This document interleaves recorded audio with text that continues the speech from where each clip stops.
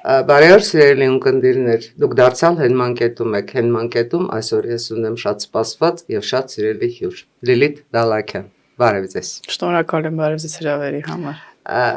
Մենք այսօր փորձենք խոսել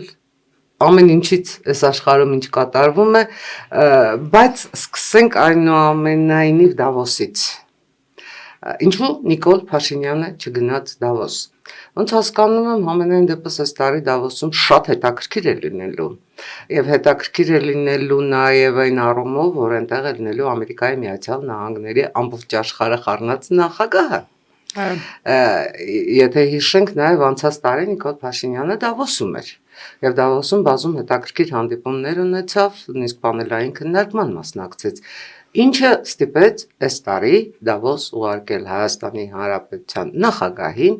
որը համենայն դեպս, որովհետև մենք խորհրդարանական կառավարման երկիր ենք, չունի բավարար լիազորություններ այնտեղ ոչ համաձայնագրեր կնքելու, ոչ հանդիպումներ արդյունավետ դարձնելու, որն էր այս ամենի պատճառը։ Պաշտոնապես միայն Նիկոլ Փաշինյանի թիմը կարող է ասել պատճառը որն է, մենք կարող ենք եզրակացնել։ Ես կարծում եմ վերջի դեպքերից հետո, երբ Ռուսաստանը ակնհայտորեն ջղաձգորեն է վերաբերում հայ-ամերիկյան հարաբերությունների խորացմանը, գուցե Նիկոլ Փաշինյանը, որը շատ է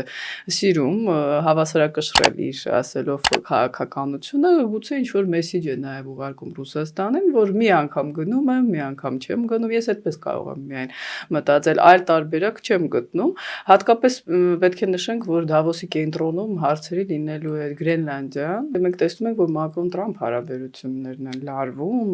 Մակրոնին սպառնում են Ֆրանսիային 200%-անոց մաքսատուրքերով, նա հակառակը ասում է, որ պետք է չզիջել, նույնպիսի մաքսատուրքեր դնել ԱՄՆ-ի վրա, իդեպ դա երկու երկրներ, Եվրամիությանն էլ ԱՄՆ-ին էլ իհարկե մեծ վնաս է պատճառելու տնտեսապես, այնպես չի, որ մի կողմն է տուժող լինելու։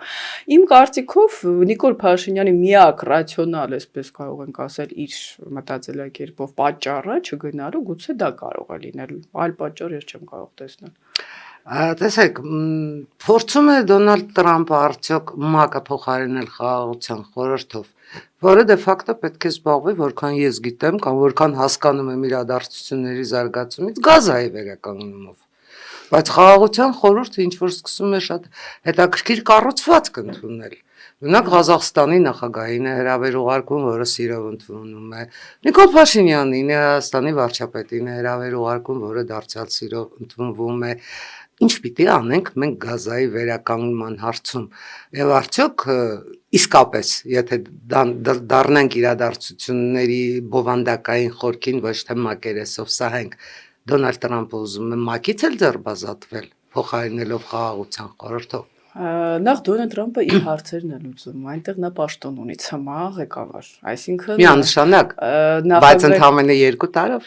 Խնդիրը այն է, որ ասում են նախագահ չլինելուց հետո էլ այդ լիազորությունները, գիտեք, քանի որ դա դեռ ինչ-որ չձևավորված մարմին է, մենք կարող ենք ընդամենը եզրակացնել 2 տարով է լինելու, թե ՑՄԱ է լինելու, բացի այդ Ռուբիոն նշեց, որ հնարավոր է այդ խորհուրդը ներառի նաև այլ տարածաշրջաններ, Ուկրաինան, Թայվանից էլ են որոշ։ Այս դրա համար եմ ասում, գուցե փոխարինում է ՄԱԿ-ին։ Այո, գուցե, որովհետև ՄԱԿ-ի հետ կապված Տրամփը միշտ քննադատաբար է խոսում, իդեպ Բայդենն էլ իր ՄԱԿ-ն էր ստեղծել, հիշում ենք ժողովրդավարական, ցանկանում ստեղծել, ակնհայտ է, որ ՄԱԿ-ը ունի լուրջ խնդիրներ, դա բոլորն են ասում, հատկապես անվտանգության խորհրդում տեսնում ենք, որ քվեարկությունը ընդհանուր չի իրականացվում, որովհետև վետո իրավունք կա եւ Ռուսաստանը կամ Չինաստանը պարբերաբար վետո իրավունքը կիրառում են եւ ՄԱԿ-ը չի կարողանում իր լիազորությունները անվտանգության խորհուրդը իրականացնել։ ՄԱԿ-ը ունի վերափոխման կարիք, բայց արդյոք սա հենց այն մարմինն է, արդյոք սա կունենա իր այսպես բովանդակային կառուցվածքը վերջնական, որ մենք կտեսնենք, թե Տրամփը ուղղակի այսպես միտք է արտահայտել եւ կմոռանա դրա մասին։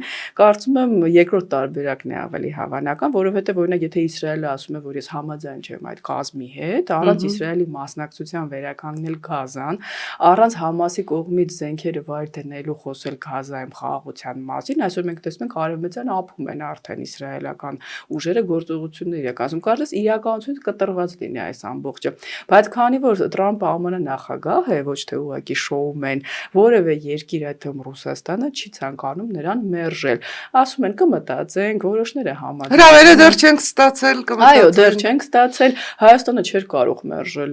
Մենք գիտենք, որ Հայաստանը շատ կախված է իմ չափազանց ԱՄՆ աջակցությունից, TRIP-ի հետ,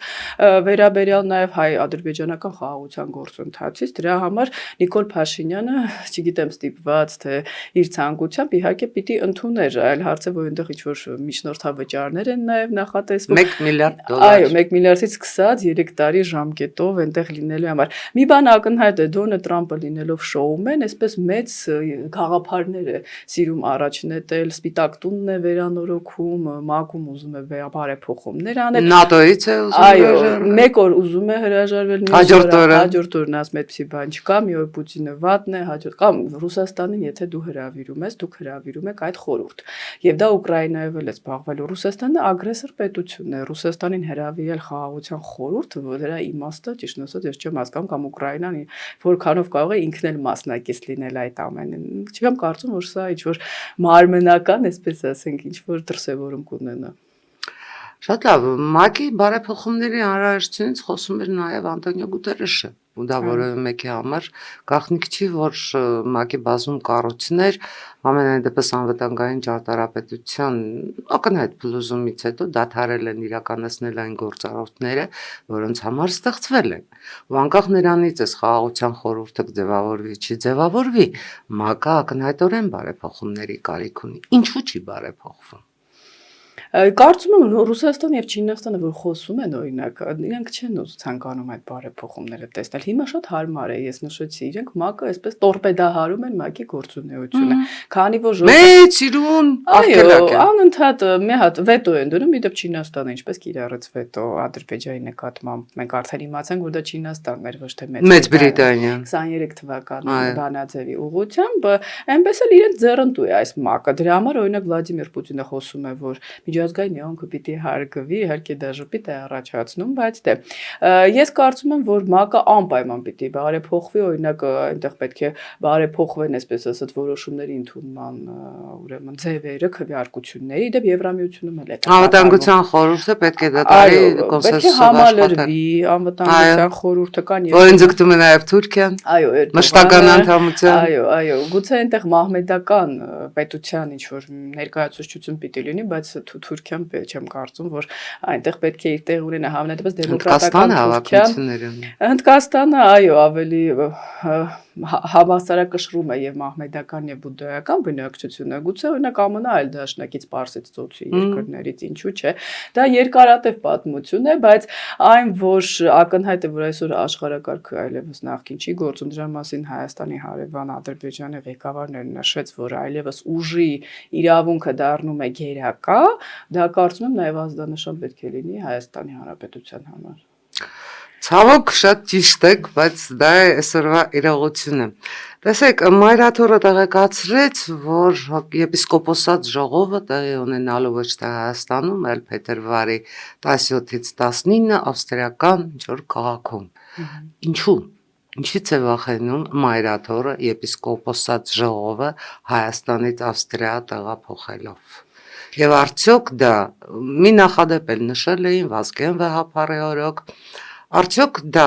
կարող է պատճառ դառնալ, որ նաև ազգային հոգևոր խորհրդի նիստը փորձեն Հայաստանի Հանրապետության տարածքից դուրս անցկացնել։ Դե ակնհայտ է, որ Գարիկ II-ը վստահ չի իր ուժերի վրա, այսինքն ոչ թե խնդիրը Նիկոլ Փաշինյանն է եւ իշխանությունների քաղաքականությունը ընդդեմ եկեղեցու, այլ եկեղեցին իր ներսում ունի խնդիրներ։ Մենք տեսնում ենք բազմաթիվ եպիսկոպոսներ, տարբեր հոգևորականներ, տարբեր կոչումներով դժգոհում են Գարեգին II-ի քաղաքականությունից։ Հիմա կասեն ինչու հենց հիմա, դա չի որոշվում մեր կողմից, ցանկացած պահի խոսել ճշմարիտ կերպով դա ողջունելի է։ Այլ հարցը, որ կան եպիսկոպոսներ, որոնք իրենք էլ ունեն խնդիրներ նույն Գարեգին II-ի նման կանոնակարգը չպահպանելու հետ կապված եւ այլն, ես չեմ հիմա խոսի Նիկոլ Փաշինյանի բարեփոխումների մասին։ Ինձ համար ակնհայտ է, որ Գարեգին II-ը չի ներկայացնում հայ ժողովրդի տեսակետը։ Նա երբևիցե որևէ հարցով, որը վերաբերում է Հայաստանի ազգային շահերին, չի խոսել։ Նույն Արցախի հետ կապված թող ԱՄՆ նախագահին էլ քննադատի, չենք ասում միայն Ռուսաստանի հանդեպ որևէ քննադատություն չկա։ Նախկին իշխանությունների քայլերի հանդեպ թող Նիկոլ Փաշինյանին է քննադատեն, որևէ քննադատություն չկա։ Լռություն է, երբ մեղադրում են կոռուպցիայի մեջ, երբ մեղադրում են եկեղեցու օրենքները խախտելու մեջ, Գարեգին երկրորդը չի ներկայացնում հայ ժողովրդին եւ պիտի մշակվեն մեխանիզմներ, որպեսզի Մայր Աթոռի ղեկավարը, որը ցմահ է ղեկավարը, ոչ թե վարչապետի կամ այ պաշտոնյաների պես տարիների մասին է խոսքը, լինի օբյեկտիվ եւ հայ ժողովրդի կամքը, որպես քրիստոնեությունը պետականորեն առաջինը ընդունած պետություն ներկայացնի։ Պաշտոնապես ասում են իբրև թե իշխանությունները ճնշում են գործադրում տեղի հոգեվոր ինչ որ դասի վրա, բայց համենայն դեպս ես չեմ լսել նրանց կողմից որ կա ճնշում, հակառակը նրանք բողոքում են, որ տարիներ շարունակ Գարեգին երկրորդը տոտալիտար մեթոդներով է իրականացնել եկեղեցու ղեկավարում։ Դա փակ ոլորտ է, մենք չգիտենք ինչի մասն է խոսքը, բայց իրենք բողոքում են, որ Գարեգին երկրորդը չի հարցնում որևէ մեկի տեսակետը, նույն հոգևոր խորհրդի։ Սա երկարատև պրոցես է, ես չեմ կարծում ժամկետներ են նշում, որ 2 օրից է գնալու, 3 օրից է գնալու, պետք է հասկանանք, որ Գարեգին երկրորդը կարևոր մասնիկ է Ռուսաստանի կողմից Հայաստանում փափուկ ուժի կիրառման հարցում։ Արդյոք այդ փափուկ ուժը մնում է փափուկ ուժ եւ ինչ որ բայ չի կարող վերածվել կոշտ ուժի, որովհետեւ եթե մենք 2020-ին հետահայաց փորձում ենք որակել են շարժումները, որոնք տեղի ունեցան Հայաստանի Հանրապետությունում ինքնիշխանությունը կործանելու համար, սկզբից սկսվեց Զարթնիրլահ դիմադրության շարժում, չգիտեմ ինչ շարժում, հետո ինչ որ պահից ներառվեցին այդ շարժման մեջ հոգևորականները, հետո հասանք միլիարդատերերին, հիմա կարծում եմ բոլորի համար է ակնհայտ, որ այս ամբողջ շարժումների հիմքում դրված է սոսկ մեկ խնդիր, Հայաստանի Հանրապետությունը չպետք է լինի ինքնիշխան պետություն, եւ այդ խնդիրը դրված է Կրեմլից։ Արդյոք ներառելով այս բոլոր շարժումների մեջ հայ առաքելական եկեղեցին գնաց այդ քայլին գիտակցաբար։ Ես կարծում եմ, որ համենայն դեպս ոչ բոլոր հոգևորականներն են այդպես մտածել, ոչ բոլոր հոգևորականներն են գուցե թե այդ հետևանքները գիտակցել, որտեղ տեսեք մենք հայտնվել ենք մի հարթության մեջ հավատք, եկեղեցի, բարոյականություն, պետություն, քաղաքականություն եւ շատ բարեհաջող այս հասկացությունները այնպես ենք խառնել, որ հիմա չենք կարողանում տարանջատել ամենայն դեպս միջին վիճակագրական հայի գիտակցության մեջ։ Գուցե հարցս մի քիչ փիլիսոփայական է, չգիտեմ։ Ես ուղղակի ուզում եմ, որ հայ առաքելական եկեղեցին մնա բոլոր հայերի տունը։ Անկախ նրանից ով է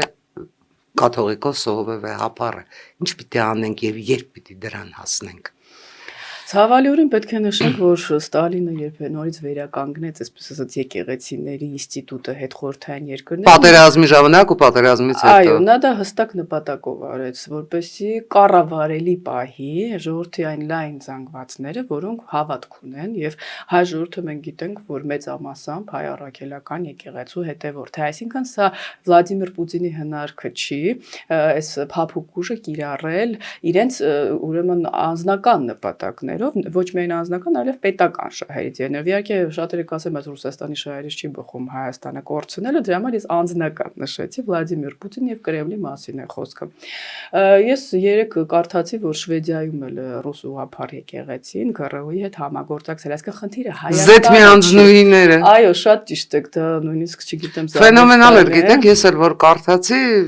շատ զավեշտալի է իհարկե, բայց Հայաստանում դա առավել զգայուն թեմա է, որովհետև հայ ժողովուրդը պետականություն չի ունեցել դարեր շարունակ եւ մենք միշտ մեր ազգային շահերը փորձել ենք սպասարկել, որքանով ստացվել է հայ առաքելական եկեղեցու միջոցով եւ սա շատ ցավալի է։ Միևնույն ժամանակ հայ ժողովուրդը բարձր ինքնագիտակցություն ունի եւ չեն կարողանում նույնիսկ եկեղեցու անունը փորձելով խաղարկել հայ ժողովրդին շեղել անկախության եւ ինքնիշխանության ուղուց, որովհետեւ որովհետև բոլորը հասկանում են, որ խնդիրը եկեղեցու հետ չի։ Օրինակ Լավրովը ասեց, չէ, որ մենք մտահոգված ենք հայ առաքելական եկեղեցու շուրջ, իրենք անընդհատ փորձում են դա եկեղեցուն վերագրել։ Մենք եկեղեցու հետ քննադատողներս Գարեգին երկրորդ Որևէ խնդիր չունենք։ Մենք ռուս ժողովրդի հետ, չնայած մեծ ուրեմն մեղք ունի ռուս ժողովուրդը այն հարցում, որ լռությամբ հետևում է Ուկրաինայում տեղի ունեցող իրադարձություններին, բայց ռուս ժողովրդի հետ չի մեր խնդիրը։ Մեր խնդիրը Կրեմլի վարչակարգի հետ է։ Պետք չի շփոթել ինստիտուտները եւ մեկ անձին։ Համենայն դեպս այս process-ը ես կրկնեմ երկարատև է լինելու, մինչև ընտրությունները դեպ այնպես չի, որ Նիկոլ Փաշինյանին ձեռնտու չի այս պայքարը, որովհետև գլխավոր լոզունգներից մեկը իմ կարծիքով 2026 թվականի խորհրդարանական ընտրություններին լինելու է հենց եկեղեցի մաքրելը եւ դրա համար անդադ հետաձգվում են ինչ որ գործողություններ, բայց այն որ ես վստահ եմ, որ ժամանակը գալու է եւ եկեղեցին ինքնըստինքյան ներսից դա պիտի լինի, որ չասեն արտաքին միջամտություն է, այո, այս հոգեվորականների կողմից, որոնք իրոք ես տեսնում եմ շատերը իհարկե որոշ բացառություններով ազնվագույն մարդիկ են, որ խոսում են, լսում են, խոսում են հայ ժողովրդից, ասում են, որ այլ երկրների ազդեցություն պիտի չլինի, դա Ամերիկայինն էլ պիտի չլինի, Ֆրանսիայինն էլ պիտի չլինի, Ռուսաստանին էլ պիտի չլինի, մենք չենք ասում, որ եթե Ռուսաստանից է դա Էկումենիկ շարժման շրջանակներում համագործակցություն հավատքի կրոնի հարցերը քննարկելուց իհարկե համաձայն ենք, բայց ինչ է նշանակում, որ որևէ այլ երկիր փորձում է այստեղ հեղաշրջում անել։ Միանշանակ իհարկե չպիտի լինի։ Իհարկե, հետո օրինակ Ռուսաստանը տարօրինակ է, որ աջակցություն է հայտնում հայ առաքելական եկեղեցուն, եթե Գարեգին երկրորդը քննադատ էր Կրեմլին, այդ աջակցությունը կհայտնեին։ Ես լուրջ կասկածում եմ։ Կամ խոսում են խոսքի ազատության, դեմոկրատիայի մասին, ժողովրդավարության, բայց ասենք իրենց երկրում ժողովրդավարության մասին ընդհանրապես վախենում են մարդիկ որևէ ձայն հանել։ Այսինքն Ռուսաստանի խնդիրը գիտեք որն է, այս դարում եւ կան տեխնոլոգիաներ, մարդիկ սոցիալական ցանցերից են օգտվում, այդ ներողություն կացնային քաղաքականությունը, այդ սովետական շրջանի ռոպագանդան մարդկանց մոտ ոչ միայն չի ընդունվում, այլև ներողություն իհարկե մերժում եւ սրտխառնոց է առաջացնում, բայց քանի որ իրենք իմպերիալիստական դեռ ժամանակներում են մնացել, իրենց թվում է, եթե խոսեն Նիկոլ Փաշինյանի դեմ, ժողովուրդը կասի Փաշինյանն է մեղավոր, նա քանդում է եկեղեցի, իրենք չեն գիտակցում, որ Նիկոլ Փաշինյանը լինելով քաղաքական գործիչ հասկանում է, որ դա ժողովրդի մեծամասնության կամքն է, հակառակ պարագայում ինքը կզրկվի իշխանությունից, Հայաստան իր թեյություններով հանդերձ ժողովրդավարական երկիր է, եւ եթե Նիկոլ Փաշինյանը կանգնի նույնիսկ ասի, որ ոչ Ռուսաստանը մեր դաշնակիցն է, վաղվանից ՀԱՊԿ-ից էլ դուրս չեն գալու, ինչ ասում է Գարեգինը ճիշտ է, Նիկոլ Փաշինյանը չի լինի իշխանության, Վլադիմիր Պուտինը դա պետք է վերջապես գիտակցի, որ իր խնդիրը հայ ժողովրդի մեծամասնության հետ է, ոչ թե ինչ որ անձանց։ Գիտեք, ձեր խոսքից ելնելով ես ուզում եմ այնուամենայնիվ ամրապնդում եմ իմ այն եզրակացության մեջ, որ 21-րդ դարը այդպես էլ Ռուսաստան չեկավ։ Ռուսները մնացել են 1945-ին իրենց ֆենոմենալ շնշող ֆաշիստական Գերմանիային հաղթելու այդ շորշոփների մեջ ու պատահական չի, որ տարեկան 365 պլյուս 365 ֆիլմ են նկարում, թե ոնց հաղթեցին Հիտլերին, բայց ապրում են ավելի վատ, քան գերմանացիները։ Իհարկե այդ ֆիլմերի ժամանակ իրենք չեն ասում, որ իրենք հաղթեցին, որովհետև Հիտլերը հարձակվել էր իրենց վրա, հակառակ պարագայում իրենք Հիտլերի հետ կիսում էին աշխարհը։ Մյունխենյան Եվ համաձայնագրերով առանց ԱՄՆ եւ Մեծ Բրիտանիայի օգնության Ֆրանսիայի ինչ որ առումով նաեւ իրենք չէին հաղթի Ստալինի նամակները Ռուզվելտին, որը մեկը չի այրել։ Համենայն դեպս Ռուսաստանը նաեւ պիտի գիտակցի, որ երբ ցանկանում ես կիսել աշխարհը, հակառակ կողմը, որը մտածում է, որ քեզանից հզոր է, ինչ որ պահի միշտ կուզենա օգտվել եւ հարձակվել նաեւ քեզ վրա։ Ով է ասել, որ եթե դու հիմա կիսես աշխարհը Չինաստանի կամ ԱՄՆ-ի հետ, իրենք երկուսն էլ, որոնք հզոր են քեզնից եւ ռազմականորեն նաեւ ես վստահ եմ եւ տնտեսապես չեն մտածի, բայց ինչու պիտի մենք պահպանենք այդ պայմանավորվածությունը։ Այսինքն դա էլ է հարց կիսել աշխարհը, հետո Հիտլերը մտածում է ինչու պիտի ես Ստալինի հետ կիսեմ աշխարհը, ես կտիրեմ աշխարհը։ Հիշում եք Չերչիլի հայտնի խոսքը, այսօրվա հակաֆաշիստները վաղվա ֆաշիստներն են։ Չէի լսել, բայց շատ հետաքրքիր եւ ճիշտ արտահայտություն է։ Իհարկե, Վլադիմիր Պուտինը ֆաշիզմի դեմ է խոսում, բայց իր եթերներում Սոլովյովների դա կարծես Հիտլերից վերցված ինչ-որ պրոպագանդիստներ։ Հիտլեր գումարած Ստալին։ Այո, ես նույնիսկ զարմացած եմ Կովալչուկ եղբայրներից ավագը, որը Վլադիմիր Պուտինի խորհրդականն է, այսպես ասենք, իդեոլոգն է, դուգինն էլ, նրանք ուրեմն այնպեսի հայտարարություններ են անում ռուս ռասայի գերակա լինելու մասին, որ ուղղակի լսողը մտածում է, որ սրանք լուրջ հոգեբանական ներողություն իհարկե խնդիրներ։ Չէ, միայն այն փաստը, որ իրենք չեն ընդունում, որ կարող է լինել ուկրաինացի ժողովուրդ, դա արդեն իսկ ֆաշիզմ է։ Ինչ է նշանակում ուկրաիներենը, ռուսերենի բարբառն է։ Բելարուս չկա։ Բելարուս չկա, Ղազախստանը, այսինքն բոլոր սլավոնները, եթե այդպես վերցնենք ռասայական հարց դնենք, բոլոր սլավոնները ռուս են։ Իդեպ շատերը նաև խոսում են, որ ռուս անվանումը ինքնին արհեստական է, դա ֆիններն են այդ անուն։ Հիմա չմտնենք պատմության մեջ, որ Կիևյան Ռուսիան այդտեղից է առաջացել պետականությունը, ռուսական պատմությունը, այսպես փորփրելու հետևանքով Ռուսաստանը կարող է կորցնել այն տարածքները, որը 19-րդ դարի կեսին վերցրել է, գրավել է Չինաստանից, վստահ եմ Չինաստանը մեծ սիրով։ Գուցե նաև 21-րդ դարում։ Նաև 21-րդ դարում Ճապոնիան, Գերմանիան մեծ հավակնություններ կունենան։ Գիտեք, բոլոր երկրների մասին արհամարհական խոսում, Ղազախստան արհեստական պետություն է, հիշում ենք Տոկաևը նույնիսկ քննադատեց, Ղրղստանում պետք է ղրղզերեն չխոսեն, նույնիսկ այնտեղ ասում։ Չէ, ես ինչ ռուսերենը բոլոր երկրներում պետք է լինի պետական լեզու։ Հայաստանը, չգիտեմ, իրավունք չունի գոյություն ունենալ, եթե մեր դեմ է, ցավալիորեն գիտեք, ցավալին որն է, այդ երկրներում ես չեմ լսել, որ որևէ մեկը առավելևս նախկին բարձրաստիճան պաշտոնյա դա բացատրի տրամաբանական ինչ-որ եզրահանգումներ եւ ասի, որ այո, տրամաբանական է Ռուսաստանի ասածը, որ մենք կարող ենք ոչնչանալ։ Դուք սխալվում եք։ Մենք չէ որ հավերժորեն Ռուսաստանի ազդեցության գոտին ենք։ Ազդեցության գոտին ենք, բայց Հայաստանի նախկին վարչապետը գոնե չպիտի ասի, որ տրամաբանական է, որ Հայաստանը կարող է ոչնչացվել։ Ազդեցության գոտիներ բոլոր տեղերում էլ կան։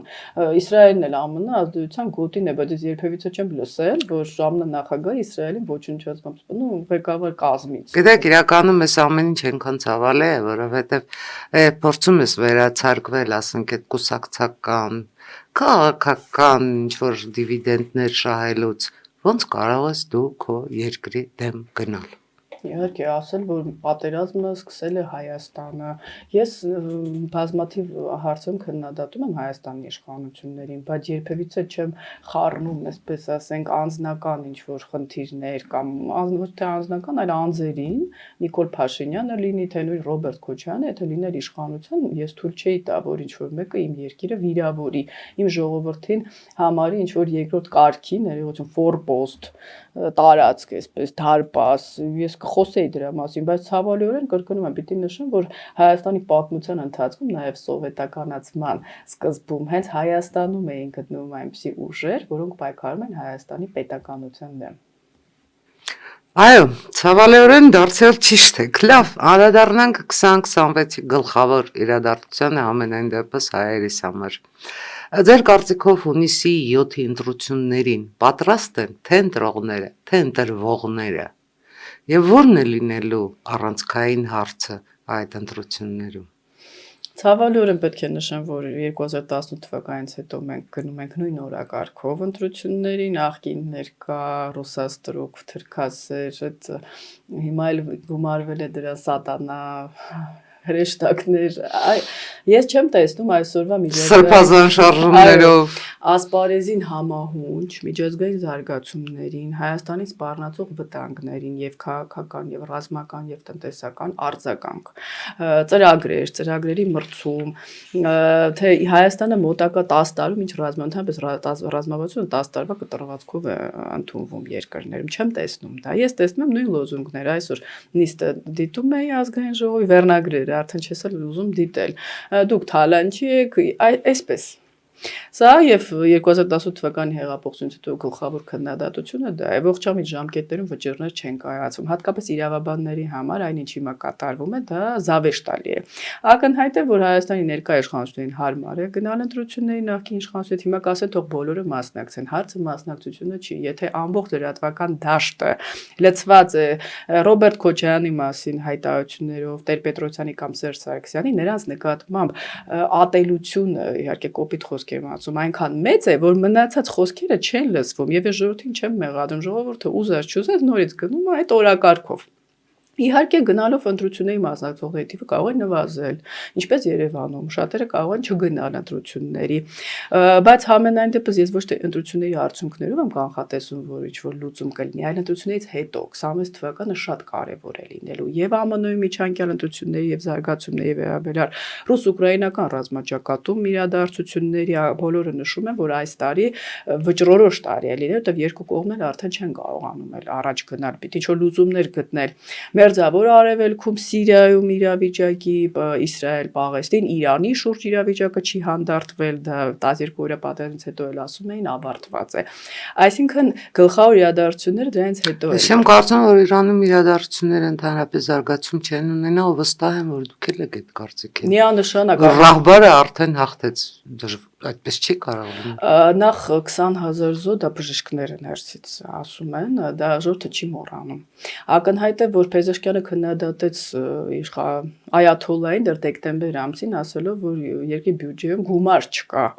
ինչով պետք է բարձրացնել աշխատավարձը, այնտեղ ընդդիմադիրներ կան բանտարկված, ընդդիմադիր ասով ռեֆորմիստներ, այսինքն ներսում կա, ի տարբերություն Ռուսաստանի, որ էլիտաների մեջ դեռ մենք չենք տեսնում որևէ խնդիր,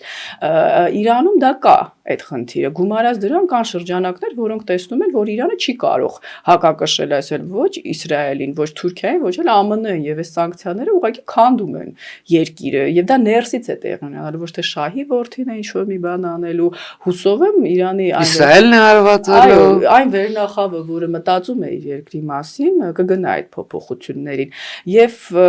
ցանկանում եմ նորից նշել, որ 26 թվականը ընդհանրապես միջազգային ասպարեզում եւ սկսել է արդեն դա լուրջ տեկտոնական փոփոխությունների տարի է լինելու։ Ռուսաստանը առավել ագրեսիվ է դառնում եւ թուլանում է։ Մենք ինչ հակաքայլեր կարող ենք անել, ինչ տնտեսական դիվերսիֆիկացիա ունենք, փոխանակ դրա մասին այսօր լինի ընդդիմություն, իշխանություն, բանավեճը եւ ճանապարհներ ներկայացվեն, այսպեսի բարդ իրավիճակում Հայաստանը երբեք չի եղել։ Էլի դու թալանչի ես, դու մարդասպան ես, սա շատ վտանգավոր օրակարգ է։ Ավտանգ չենք տեսնում, որ կարող է 2026+5 վերարտադրվի այս նոր ուժերը, նույն ուժերով նոր խորհրդարանը, եւ արդյոք դա չի լինելու Հայաստանի Հանրապետության գլոբալ պարտությունը։ Տեսեք, մենք այսօր ես ուզում եի, որ մի քիչ խոսեինք հիբրիդային պատերազմի մասին, որտեղ այդտեղ էլ շատ ասելիք կա, բայց արդյոք դա չի լինելու Հայաստանի գլոբալ պարտությունը եւ արդյոք դա չի լինելու նաեւ տրիպի հնարավոր զարգացումների ձախողումը։ Տրիպի ձախողումները կապված են նախ առաջին նրա հետ, թե Տրամպը հետևողական կլինի, թե ոչ, հռչակագիր կա, չկա դեռ պայմանագիր։ Թուրքիան կարծես չի շտապում բացել սահմանը, տրիպի համար շատ կարևոր է Թուրքիայի տարածքը։ Ադրբեջանը խոսում է խաղաղության մասին, բայց խաղաղության պայմանագրի ստորագրումը չգիտես ինչու կապում է հանրաքվեի արդյունքների հետ։ Արդյոք ինչպիսին կլինեն հանրաքվեի արդյունքները, մենք չենք կարող ասել, որևէ մեկը դա չի կարող այսօր կանխատեսել։ Իմ կարծիքով նրանք ժամանակ են շահում տեսնելու համար, թե Տրամպի Ինչպես միշտ։ Այո, ինչ կլինի։ Վլադիմիր Պուտինն էլ չի խոսում որևէ բան Տրամպի դեմ, նա իր հաշվարկները ունի։ Ես ինչ վերաբերում է խորհրդարանին միանշանակ, ես կանխատեսում եմ, որ կունենանք խորհրդարան, որը ընդհանրապես կապ չունի իրականության հետ, այսինքն այս զարգացումներին չի կարող այս մարտահրավերներին դիմագրավել, էլի իրար հետ այդ կզվրտոցը ներողություն կշարունակվի եւ զուգահեռաբար տեղի կունենան իրադարձություններ, որոնց մենք չենք կարող այս կազմով խոսքը եւ ընդդիմությանն է վերաբերում եւ իշխանության, որտեղ իշխանության մեջ էլ ես չեմ տեսնում մտքերի փոխանակում, մեկ հոգու, մեկ անձի վրա կառուցված սա ինչ որ մի բուրգ է։ Կրկնում եմ Նիկոլ Փաշինյանը, ես շատ եմ դա ասել, որքան էլ որ խելացի անձնավորություն լինի, ճկուն չթերագնահատենք նրա ունակությունները, մեկ անձի վրա կառուցված բուրգը ինքը չի կարող այս պայմաններում լինել արդյունավետ։ Իսկ ցավալիորեն ես տեսնում եմ, որ մի միտում կա հենց պահել այս կառավարման մոդելը։ Ինչու դա արդեն միայն Նիկոլ Փաշինյանը գիտի, բայց համենայն դեպս եթե նա շարունակի այս գործելավոճը եւ մտածի, որ նախկին իշխանությունից ռեալ վտանգ չկա, իսկ ես կարծում եմ, որ կա ինչու իրենք ձայներ կարող է չունեն, բայց ունեն գումարներ, Հայաստանը փոքր երկիր է, այստեղ խնդիրներ առաջացել։ Ռուսական ծագման միլիարդներ։ Այո, եւ եթե Ռուսաստանը մի փոքր օգնի օրինակ տնտեսական մեխանիզմներով, ժողովուրդը, որը ստամոքսով է մտածում, կարող է արդեն ամեն մեկը այս փոքր ինչ որ ցույցեր լինեն։ Օրինակ Ռուսաստան արտահանողների կողմից վերին լարսը փակելու դեպքում այսպես մեխանիզմները շատ են, շատ հաճախ արևմտամետ շրջանակները նշում են, որ վերջ Ռուսաստանը հեռացել է, մենք ինքնիշխան դարձանք։ Ես կասեմ, մենք ամենավտանգավոր փուլում ենք գտնվում։ Տիկին Դավագյան, այդ բարակը մարարիչ չեք համարում, որ խորհրդարանում պարտադիր ներկայացված լինի այնպիսի ուժ, որը կարողանա այս բոլոր գաղափարները, որոնք ամենայն դեպս երկար ժամանակ ակումուլացվում են Հայաստանի Հանրապետության ինքնիշխանության հզորությունը, Հայաստանի Հանրապետության տնտեսությունը, տնտեսական անվտանգությունը, ժողովրդագրական անվտանգությունը, զարգացումը Հայաստանի Հանրապետության Եվրամիության հետ Ամերիկայի Միացյալ Նահանգների աջակցությամբ տարածաշրջանում Ռուսաստանի ակնհայտ հեռացումից հետո ոչ թե ինչպես հայտնի ընդդիմությունն է անդադ ջատագովում ռուսները գնացին թուրքերը գալու են մեզ ուտելու են եւ այլն հաշվի չառնելով որ այստեղ արդեն Եվրամիությունն է եւ այստեղ արդեն Ամերիկայի Միացյալ Նահանգները ու որևէ Թուրքիա մեզ չի ուտելու այդպիսի ուժի ես չեմ թաքցնում որ այդ ուժի անունը Հանրապետություն կուսակցությունն է այդպիսի ուժի ներկայությունը որը կկարողանա իրոք իսկապես հավասարակ կշռել թե ԿՊ-ի վարած քաղաքականությունը թե ընդդիմությանը ցույց տալ իր իրական դեմքը, պատկերը, ռուսական ծագման գաղափարների վախճանը։ Նախ թուրքը մեզ միշտ կերել է ներողություն, երբ ռուսի հետ պայմանավորվել է Ռուսաստանը։ Միանշանակ։ Պատմությունը նոր չի եւ հաջորդը դրա մասին միշտ էլ իմացել է, գրվել են։ Արամյակների պատմությունը։ Գոնե նժդեհականները դա պիտի հասկանային։ Գիտեն, գիրքը կարդացել են։ Այնպես որ այդ դիլեման արդեն չի աշխատում, ամենայնպես ինքը Ռուսաստանը չի հերքում, որ փայլուն օպերացիաներ է իրականացնում Հայաստանում Թուրքիայի հետ։ Դրանից հետո ներողություն կարծում եմ որևէ կասկած չի կարող այստեղ լինել։ Ինչ վերաբերում է ուժերին միանշանակ նախ ես չգիտեմ ընդդիմություն կլինի այդ ուժը թե իշխանություն դա արդեն այլ հարց է։ Նայեք, խնդիրները այո, բայց խնդիրը որն է եւ Հայաստանի իշխանությունը դա շատ լավ գիտեն։ Ֆինանսական ռեսուրսները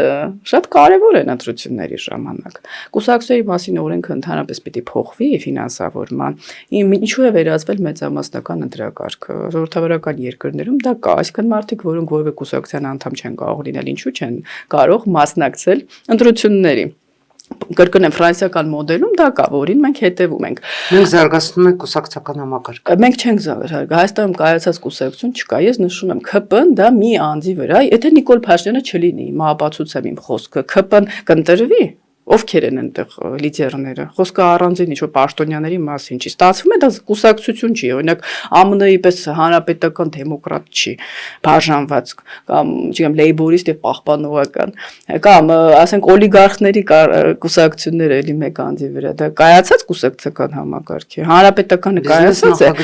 Սերժ Սարգսյանը չլինի կամ ՀԱԿ-ը Լևոն Տեր-Պետրոսյանը ներողություն եմ խնդրում իհարկե նույնիսկ արդեն տարեկից ելնելով չի կարողանում քաղաքականություն վարել բայց անդամները ՀԱԿ-ի էլի Լևոն Տեր-Պետրոսյանի վրա իրանց հույսը այսինքն կուսակցական համակարգը Հայաստանում կայացած չի եւ Նիկոլ Փաշինյանը խոսում էր կիսանախագահականին վերադարձի մասին սկզբում որը ես ճիշտ եմ համարում ամենասկզբում այո ամենասկզբում ինչ վերաբերում է ընտրություններին նշեմ գումարները մեծ դեր են խաղում հատկապես Հայաստանում որտեղ աղքատության մակարդակը բարձր է իհարկե հիմա այն ժամանակները չի որ 5000 դրամով կարող ես մեծ ձայներ հավաքել բայց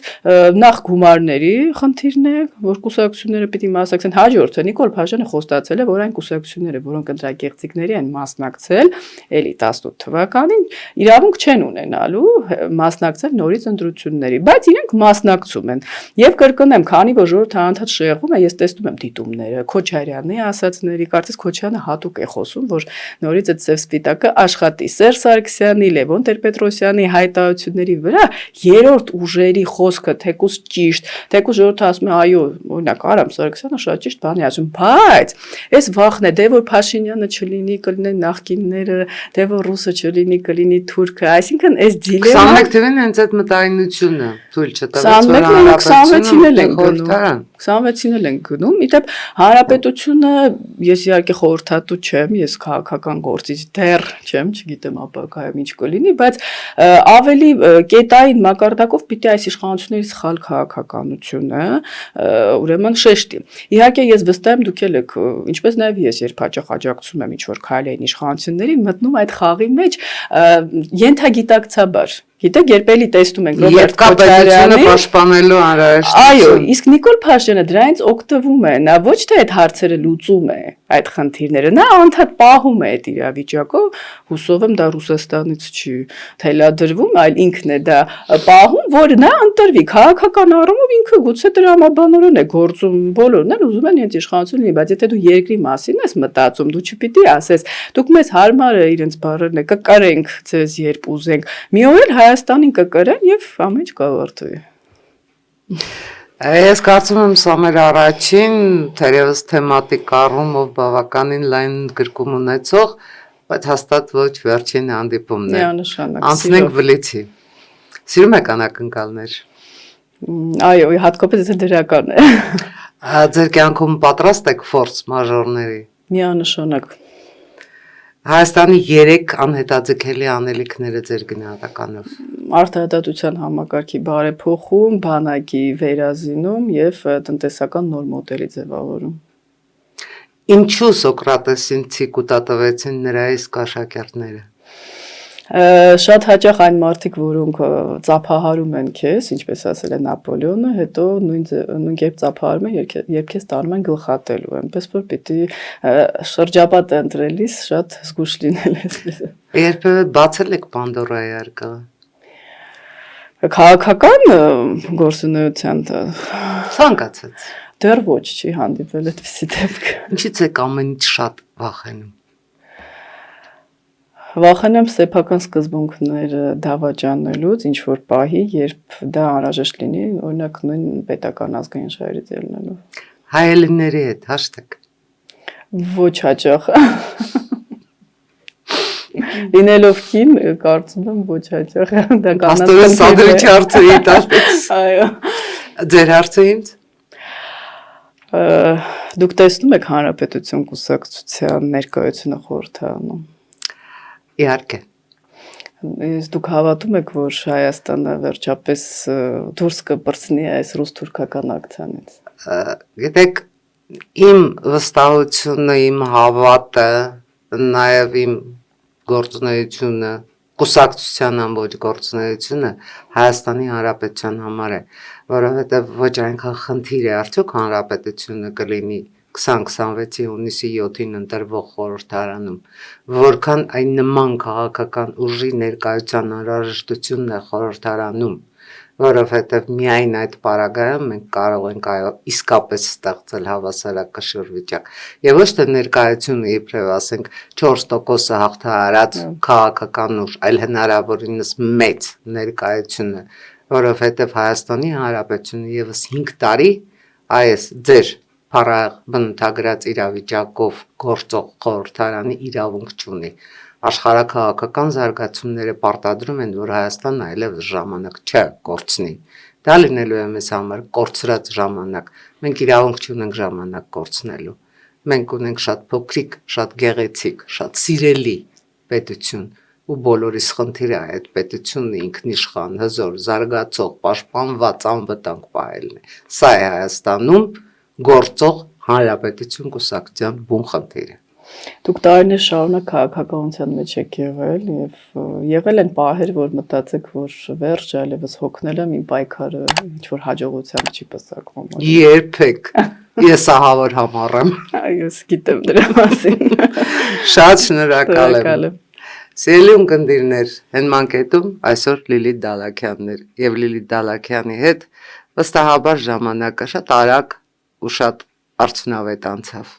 Լայքեք, տարածեք, բաժանորդագրվեք։ Բարին ընդ ձեզ։